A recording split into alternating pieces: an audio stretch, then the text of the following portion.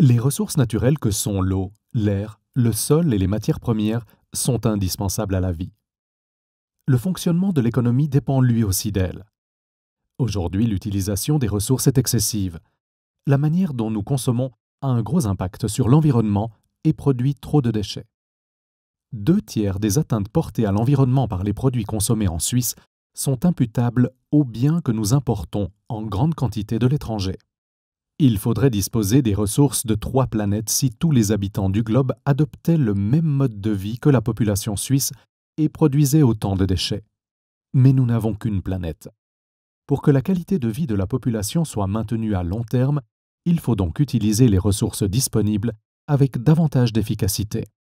Le Conseil fédéral et les entreprises partagent cette préoccupation et s'engagent depuis de nombreuses années pour une gestion plus efficace des ressources et pour la recherche portant sur de nouveaux matériaux et des technologies alternatives.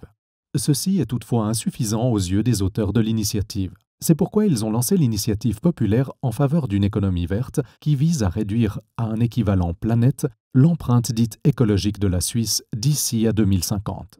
L'initiative demande que la Confédération, les cantons et les communes s'engagent à mettre en place une économie durable qui ménage les ressources naturelles, qui produisent moins de déchets et les rendent valorisables.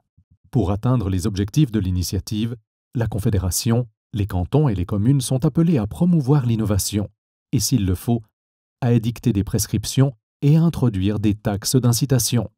Les auteurs de l'initiative entendent réduire l'impact sur l'environnement dans une mesure supportable à l'échelle de la planète d'ici à 2050. Ils veulent favoriser les produits locaux par rapport aux importations et ils comptent sur le développement de nouvelles technologies en Suisse. Les produits de consommation devront avoir une durée de vie plus longue et seront réparés au lieu d'être simplement jetés dès qu'ils présentent le moindre défaut. L'initiative veut aller trop loin en trop peu de temps. Si elle était acceptée, elle aurait des incidences négatives pour l'économie. Elle pourrait provoquer de brusques mutations structurelles avec des répercussions sur la compétitivité, la croissance et l'emploi.